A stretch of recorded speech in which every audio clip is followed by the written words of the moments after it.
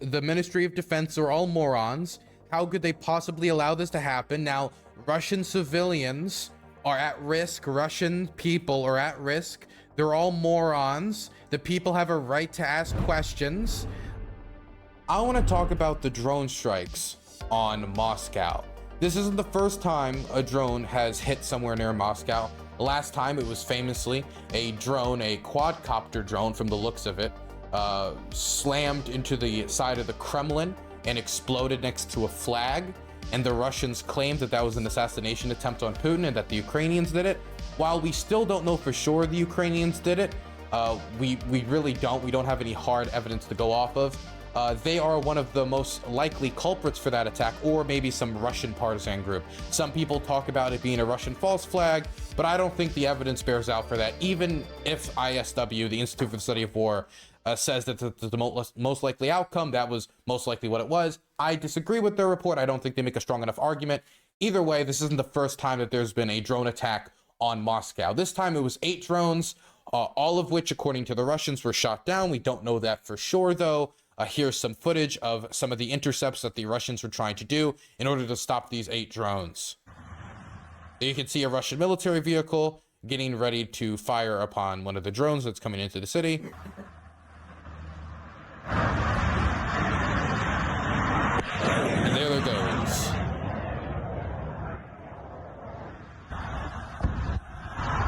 Anyway, here's a picture of one of the drones being sent in. This is not like a quadcopter. This is not something that would be as easy to, pilot from within the city. This is something that could be piloted from actually quite a far distance away from Moscow. From Kiev in Ukraine itself, probably not, but it would still have to be, it would still be a far distance from Moscow. You could pilot this thing from quite a far distance. What do I think it was? I would probably lean it towards it being the Ukrainian government. The Ukrainian government, of course, has denied this, as the Russians have pointed the finger on them. Also, the Russians are saying this is a terrorist attack. Their reasoning that it's a terrorist attack is that it was targeting civilians, that it was going after apartment blocks in Moscow. We don't know that. The Russians say that they intercepted all of the drones, and let's say that that's true. Some of the wreckage of the drone did fall off, and according to the Russians, injured people.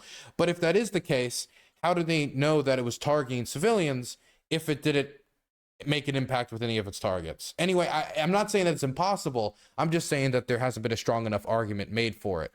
We can see strikes where, the bomb hits a civilian target and it hits multiple civilian targets. We can say, okay, that's most likely been targeted. But if it didn't even make impact, it's kind of hard to say exactly what was the purpose of these drones attacks. It could have been that. It couldn't have been that. It could have been that. It could have been something else. It didn't make impact, so it's kind of hard to say. While the Ukrainians are denying this, and now there's a lot of debate, and I see people online saying, wow, Ukraine is engaged in terrorism again. I don't think there's enough evidence to show for that. I just want to show you guys what happens in Kiev every single day. Here's a picture of a strike that happened yesterday. I was actually live when this bombing started to occur during last night's stream. This is what was happening in the city. It was locations across Kiev that were getting struck. Not a lot of locations got struck, thankfully, last night, but a few of the drones that Russia sent didn't make it through. And this is one of the apartment complexes that were hit. So as Russia accuses Ukraine for terrorism, for having drones not make impact with the target in Moscow, nobody got killed. Last night, somebody did get killed in Russian strikes, in Russian drone attacks. They don't make any comment about that, just like they don't make any comment about every single night that the Russians bomb and kill civilians all across Ukraine. So, it feels a little hypocritical for the Russian government to call this terrorism when not only do we not have enough evidence that it was designed to kill, Russian civilians, but also the Russians engage in that type of behavior every single day. So it feels quite hypocritical, and it's very hard for me to sympathize with the Russian government's position. I'm happy that no civilians got killed in Russia. I don't want any civilian anywhere to get killed. But when it comes to their position of, oh, that's terrorism, and they're saying this from a mighty and high position, it's really impossible for me to sympathize. I think it might be good to listen to what Vladimir Putin said about the strike, because there has been some criticism that we're going to talk about in a second from Russian military bloggers, the leader of the Wagner group, about the fact that this could happen, that Moscow, which was supposed to be, the city, holding the country together, the center of Russian society, it is, the center of Russian power in the world. How could this attack happen? How could the drones even get into the city? Is the air defense not good enough? And here Putin defends the air defense and also responds to the strike. Let's watch. It's been translated down below. The Russian armed forces, Russia, were forced to respond to the war in the Donbass unleashed by the Ukrainian regime.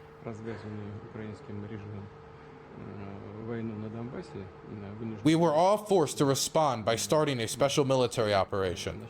I mean, I feel like I've said this a million times, but the Russians were not forced to start a military operation. All the reasons they gave for why they were forced to are either bullshit or 99.9% made up. For example, denazification. Are there far-right groups in Ukraine that are part of militias or volunteer battalions? Yes, but politically they're extremely small, and Russia also has their own equivalent groups, some of which are even more extreme, like Rusich, which is just a straight-up Russian neo-Nazi group that was sent into the country to fight the Ukrainians. So it's hard for us to believe in denazification being a legitimate justification. So I don't think that forced their hand. What about when it comes to, saving the Russians of the Donbass? Well, in 2021, a year before the Russians invaded, to stop all the butchering and what they called genocide in the Donbass, there was about 7 people killed by shelling. 7. Now, I'm not saying that those 7 people should have died or, that's completely insignificant. But when you compare that to the civilian death tolls that are happening in 2022 and now 2023, which is to the tens of thousands and hundreds of thousands more, it sounds like the Russian outcome of invading, with the outcome of the Russian stance here, the Russian position of invading Ukraine, has ended up killing a lot more of the Russian speakers that they supposedly went in to defend. So no, their hand wasn't forced when it comes to denazification. Their hand wasn't forced when it comes to, protecting the Russian speakers of the Donbass. Their hand wasn't really forced in any way. Even if you talk about NATO expansion, the Ukrainians had no path to join NATO. They didn't have a path to join it because part of their territory was occupied by a foreign army, the Russians, and as long as you have a territorial dispute, you can't join. And the Germans and the French both had objections. These were all reasons why the Ukrainians, when 2022 came, had zero path forward on joining NATO for the immediate future, as long as Germany and France objected, and as long as the Russians occupied a portion of Ukrainian territory. It was only their invasion which united NATO around Ukraine joining it eventually, and push other nation states like Finland, which the Russians certainly didn't want to join NATO and bring about that dreaded NATO expansion that the Russians fear so much. Anyway, let's continue.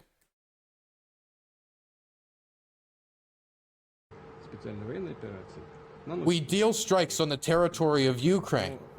However, using long-range, high-precision weapons at the military infrastructure facilities of Ukraine. So I just want to be clear. I was at multiple locations that have been struck by the Russians with their so-called high-precision weapons. And I'm not saying they don't have any high-precision weapons, but as the Russian stockpile of high-precision weapons have ran out, they've used more and more low-precision weapons. Not only artillery. I was in the city of Mykolaiv during the start of the Kharkiv counteroffensive, and I filmed the Russians just randomly shelling the city center during rush hour, which killed multiple civilians, injured others, destroyed civilian infrastructure, and we were there to film at a hospital, one of the most modern trauma centers in the entire country, which had been blown up. It was made in 2019, very modern, really good for Ukrainian healthcare in the south of the country, destroyed by the Russians before they then bomb civilians. So they took away the means for the Ukrainians to heal before then injuring, maiming, and killing their people.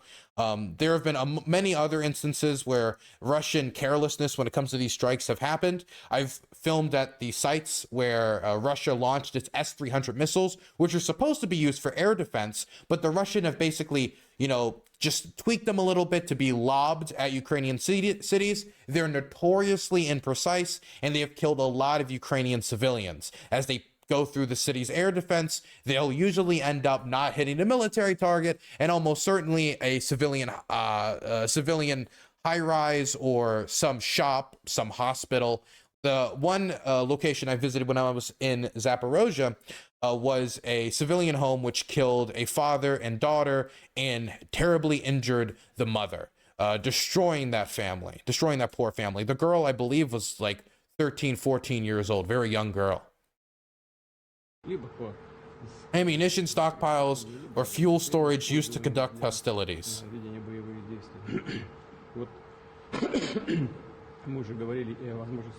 We already spoke about striking the decision-making centers. Indeed, Ukraine's military intelligence HQs are in this category. They were struck 2 to 3 days ago.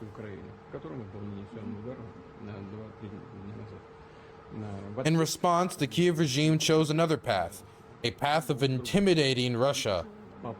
Wow. I just gonna throw out there, Russia invaded Ukraine, and now Russia is complaining about the Ukrainians intimidating them as they're invading them.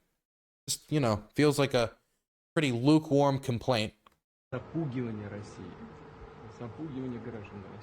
Intimidating Russians and striking civilian buildings. This is obviously a clear sign of terrorist activity. I mean, I could just do a long list of all the civilian buildings that Russia struck, not only in Ukraine, but in Chechnya or, for example, Syria, where they released footage. The Russians themselves released footage of them striking civilian hospitals across Syria in order to prove the effectiveness of their weapons to the Armenians, who were complaining about the ineffectiveness of Russian missiles after the 2020 war, when the Armenians got clocked by the Azerbaijanis. We can talk about, for example, the drama theater in Mariupol, which was clearly marked children and was struck by the Russians, killing tons of civilians. We can talk about the Bucha massacre. We can talk about the largest mass grave uncovered in Europe since the Yugoslav genocides in Izium, which had over 440 bodies in it. We can talk, dude. We could talk about the civilian emergency response staff, the emergency services staff that was killed in Kherson. Less than a month ago, there were civilian deminers working with emergency services who were trying to disable Russian mines left behind in civilian areas in Kherson, and they were bombed and they were killed. I mean, this type of activity happens quite a lot in this war. Hell, in Kherson that same week, the Russians also struck a grocery store, killing 22 civilians. The only major grocery store in the city of Kherson. Again, man, he's in no position to complain about drones that killed nobody. But first of all, I'd like to say that Moscow's air defense operated satisfyingly and in order. Although there are some areas to improve, we face similar problems in Syria. Though the scales of Moscow, a huge European metropolis, are incomparable.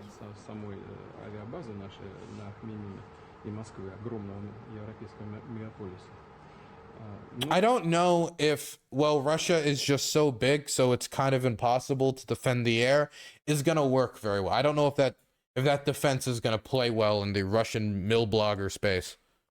But in general, it is clear what needs to be done to bolster the capital's air defense, and we will be doing it. Okay, so you get the general idea of Putin's response. I don't think we need to watch everything that he's saying here.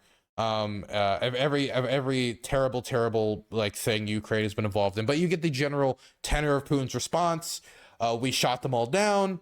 Air defense isn't perfect, but Russia is very big, and the Ukrainians are engaged in a terrible terrorism campaign. Now, his response was more measured, trying to concentrate on the fact that most of all the drones were shot down, but Prigozhin, Dmitry Yevgeny, and I was thinking Utkin, but Yevgeny Prigozhin, the leader of the Wagner Group, the notorious private military company that was involved for the Battle of Bakhmut and has been known for their atrocities, including beheadings and murdering people with sledgehammers, and recruiting large swaths of prisoners into its service.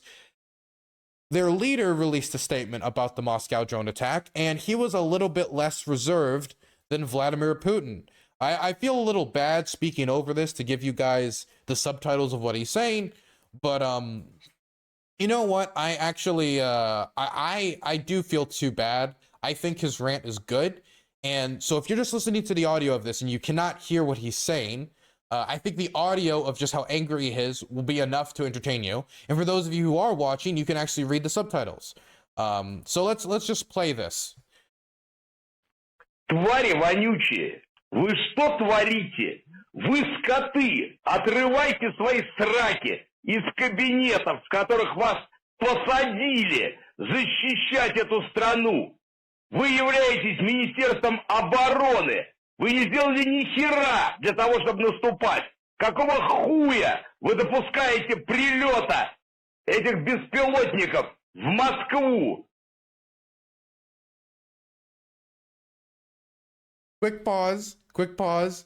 He's calling the Ministry of Defense smelly scumbags and saying, how in the hell can they possibly allow these UAVs to enter Russian airspace? That's what he's saying. He's very mad, as you can tell. Let's let him finish up. Let's let him finish this up. То, что они на Рублевку летят к вам домой, да и хрен-то с ним, пускай ваши дома полыхают. А что людям обычным делать, когда в их окна врезаются беспилотники со взрывчатым веществом? И поэтому, как гражданин, я глубоко возмущен, что эти мрази спокойно сидят и просиживают дальше свои ожиревшие сраки, намазанные дорогими кремами. И поэтому я считаю, что народ имеет полное право задать... God. Sorry, the Twitter video player, Prigozhin is too angry. They can't load all of the anger that Prigozhin has in a single clip. It's taking them time to load. Эти вопросы этим паскудам. А ведь я об этом уже много раз предупреждал. Но слушать никто не хочет. Потому что я злой и расстраиваю бюрократов, которым живется великолепно. Okay, so he then goes on to say that the Ministry of Defense are all morons. How could they possibly allow this to happen? Now, Russian civilians are at risk. Russian people are at risk. They're all morons. The people have a right to ask questions. They have a right to ask question, to these morons, and that the Russian elite, the people who are allowing this to happen, sit in their expensive homes with their expensive creams, and they live a life of luxury while the Russian people suffer the responses of the Ukrainian government. So, to put it lightly, Prigozhin's response to this and Putin's response to this, as Putin is actively trying to calm the situation and make sure a panic doesn't erupt where people no longer feel safe in Russia, he's trying to calm the situation down while his lapdog, Yevgeny Prigozhin, whose entire position of power depends upon Putin himself. He is a strong Putin ally. He's not held up by Shoigu. Shoigu hates him, the defense minister. He's not held up by Sergei Lavrov. He's not held up by Surovikin, even though Prigozhin likes Surovikin. He's not held up by anybody else in the Russian military establishment, anybody else in the Russian space that's holding him into his position of power. It's not Gerasimov, no. It is Putin. It is Putin holding him up in his position of power. So while Putin's doing this, Yevgeny Prigozhin is doing the exact opposite of what Putin would want the general narrative in Russia to be in response to this right now, by going crazy, saying that they can't defend the country. While he's not saying Putin, he will never blame Putin. He's directing this towards the Russian Ministry of Defense. Why would, and I keep talking about this in a lot of my recent segments about Prigozhin, why would Prigozhin be pumping out a narrative that is contradictory to the narrative that Putin wants, even though Yevgeny Prigozhin's entire political career and his aspirations in the Russian public, what's keeping him from being a little red splat on the concrete, is Putin. Why is this the case? Because Yevgeny Prigozhin serves a few purposes for the Russian government. One is to have a step removed from the Russian government as the Wagner Group, his group, him and Dmitry Utkin's group. Dmitry Utkin is the neo-Nazi that also works with Yevgeny Prigozhin to manage the Wagner Group. The Russians talk a lot less about Utkin because, again, he's a neo-Nazi, but they want them to be as barbarous as possible, to engage in all these atrocities and be a kind of one step divided from the Russian government, so they have deniability from their war crimes and activities, and they get to operate around the globe in other locations like Libya, Central Africa. That's the basic reason why the Wagner Group exists. But when it comes to the narrative that the Wagner Group's pumping out, it's because Putin wants the Wagner Group to act as a counterbalance to the military. Vladimir Putin is a very paranoid person. He's very scared of somebody within Russian society rising against him. One of the oligarchs is a risk, but something that Putin has always saw as a bigger risk ever since he got into his position of power is a hero figure rising out of the armed forces of the Russian Federation to challenge him. Someone like, Zhukov from the Second World War, some figure like that. And so while the Russian Ministry of Defense and the Russian military get empowered during this war because they're being given more resources, more funding, more everything in order to try to win this war, even if they're getting hammered in the process, Putin wants to make sure that there's a counterbalance. And by having these private military companies, namely Wagner, competing against the official Russian military, even though it causes a lot of friction out in the field, that allows a counterbalance. Even more so if the figure leading this, Yevgeny Prigozhin, who was at least a public face of Wagner, even though Utkin does a lot of the actual managerial roles and day-to-day type of general like combat stuff that Prigozhin actually doesn't know how to do, because Prigozhin got into this position by being Putin's cook. He's not a military strategist. He's not a military expert. He can rail against the Russian MOD and act as a counterbalance in the public face as well, so Shoigu and others like him could never challenge Vladimir Putin, even though Shoigu and figures like him are probably never going to challenge Vladimir Putin, because Shoigu is, again, a very close Putin ally, but it acts as a counterbalance. That's at least a lot of the internal politics behind it. And not to mention, if the Russian Ministry of Defense looks worse and Prigozhin looks better in the eyes of the public and in the eyes of Putin, I'm sure that also means better outcomes for him. And so there's also a personal political reason why Yevgeny Prigozhin goes on these attacks. And the more pressure he applies to them, maybe the more resources the Russian Ministry of Defense will provide to Prigozhin in order to lessen these attacks. That's actually what we saw in the lead up to the end of the Battle of Bakhmut. I mean, for the urban center, that is. The first Battle of Bakhmut, assuming a second one will happen when eventually the Ukrainians try to take it back again. During that period, he actually threatened to pull out of the city because he wasn't getting the resources that he believed he deserved from the Russian Ministry of Defense. Anyway, there's a lot of the internal politics. His statement seemed to be very doomer, but Yevgeny Prigozhin is known for his weird and wacky statements. So can we somewhat dismiss this? Can we just dismiss this as another wacky Wagner moment? Not exactly, because it's not just the wacky Wagnerites that are freaking out about this strike. A lot of Russian figures are doing it on Telegram. A lot of Russians are freaking out on Telegram, but also Igor Girkin, the former defense minister for the Donetsk People's Republic, the Russian proxy force in Donetsk, part of the Donbass, former FSB agent and war criminal who was who the international community believes was involved in the shooting down of a civilian airliner over the Donbass in the preceding 8 to 9 years of the Donbass war that preceded the Russian invasion of Ukraine. He has a very popular Telegram channel, very popular radio podcast where he says a lot of things, where he rants against the Jews, he rants against the gays, he rants against the Romani community, he basically rants against everybody that's not a pure Slavic brethren, awesome, amazing Russian guy. He rants against all of them. But the reason I watch and sometimes pay attention to his show is because Girkin is one of the few in the Russian military blogger space that feels like he can basically say what he believes, actually believes, and actually sees from the inside, and he's not afraid to do it. Why he's not afraid to do it? It's kind of impossible to know exactly. Maybe it's he has deep ties in the Russian elite. A lot of people suggest that he has deep ties in the I think it's the military intelligence wing of the Russian military, that he has deep ties there and that is protecting him. Who knows exactly? Of course, he's a former FSB agent, so it wouldn't be that crazy that he has deep ties in intelligence, and that has kept him safe. But the reason I pay attention is because he's one of the most honest about the Russian position that they're in, about the position that the Russians are in. And so I wanted to read his Telegram post about the Moscow drone strike, which he talks about in historic context. He talks about it in a very historic nature, as if right now, through this drone strike, the pages of history are being written by the quill pen of God. Girkin shares some opinions that Russian channels linked to the government are working overtime to downplay the impact of the event. The post says the references to 1941 and 1812 that says Moscow is seen worse are unacceptable. They say that the special military operation is not meant to involve an attack on Moscow. Let's read his Telegram channel. Here, Telegram channel Rybar, that's Russian state affiliated Telegram channel. for example, is working out these from the manuals sent from the presidential administration. And Moscow, in its entire history, has seen everything. Even had enemies in the Kremlin, in raids, and the enemy a few kilometers from the city, and nothing. It survived everything. It defeated everyone. It chewed and spit out all the enemies, and the city is operating normally now. If there's damage, we'll quickly repair everything. Continuing.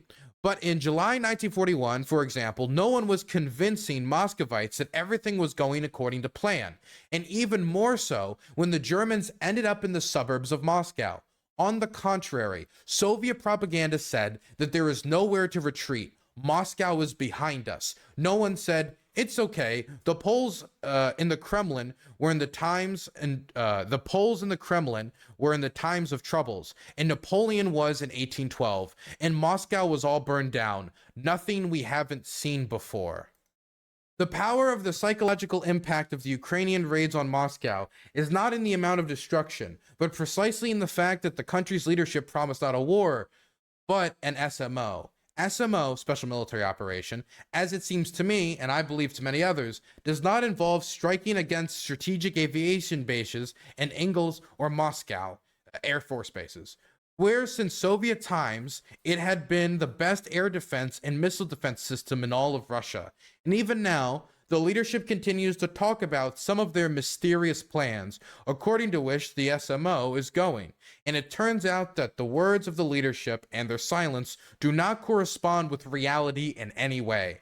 That's the psychological blow. In the absence of an honest conversation with the society, it is vaguely reminded as a consolation of the capture of Moscow by Napoleon. It's okay. It's according to plan. What is the real plan? What else, besides Ukrainians occupying the Kremlin, can this plan imply?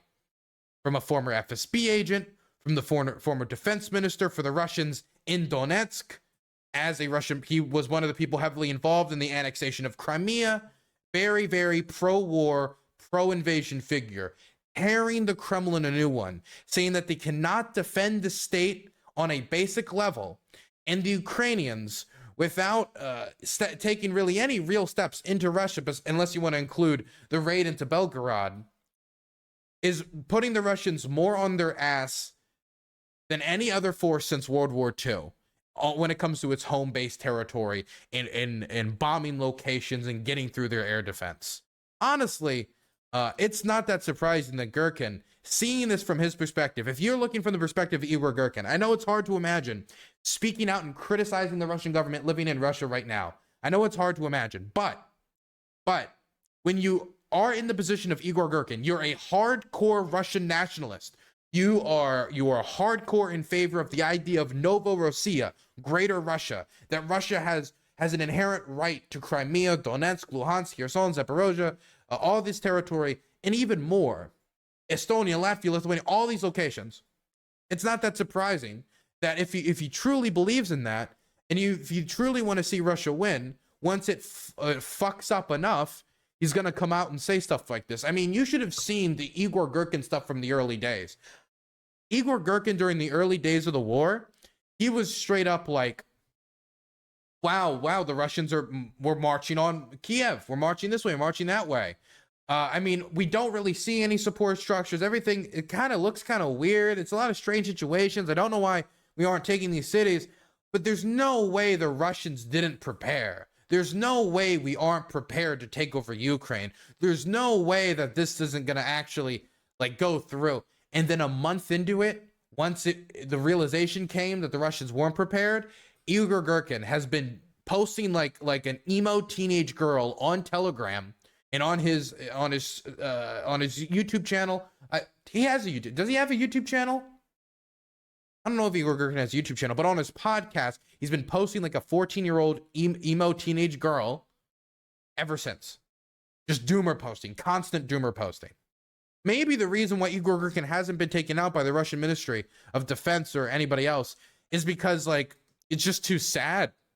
It just honestly is very, very sad. But don't worry, there's a solution. As Igor Gherkin, Wagner, and others doubt, we have this guy right here, this Russian religious figure to come out onto Russian state TV and talk about, hey, don't worry about it. All you need to do is give up frivolous things like vacations, hairdressers, manicure, gym membership, and everything, and take that money that you were using to, you know, live your life and give it up for the war effort. Let's see what he has to say. Let's see what this genius man of God has to say. I'm sure what Jesus would want the average Russian to do is give up their time with their family, vacation time, and give it up for bombs, S-300 missiles, to be fired at Ukrainian civilians, killing a bunch of toddlers. I'm sure that's what Jesus wanted. Let's listen to what he has to say. Let's listen. In short, make your vacations humbler, give alms, work as you should, tithe to the needy, and go to the front and start praying. Because today, the best Russian guys are dying for your asses in soft chairs that want to fly to Goa. So spend as little as possible on yourself. Spend less on your nails, on your hair, on applying yourself with different creams. Dude, there has never been a better, more convincing argument than, you know what, poor people, you give up more. You know what, people of the country, you actually give up, not us. You give up more. You are the ones who need to give up more. Remember when Jimmy Carter was running for president the second time, and he said, you know, guys, with this energy crisis we're all been facing, I think maybe it's time for us to wear sweaters. And here's some energy saving tips. There's a reason why Jimmy Carter didn't get a second term. And he was just talking about responding to an energy crisis, not sending young Americans all off overseas to like die in Iran. He was responding to an energy crisis. And this guy is saying this in response to over a year and a half of a failed invasion where tens of thousands of Russians have died and more have been permanently injured and maimed for the rest of their lives. Giving up that money to the Russian military to then send more young Russians to go over and die as the nation faces a demographic crisis. I mean, I'm just saying, not a particularly convincing argument.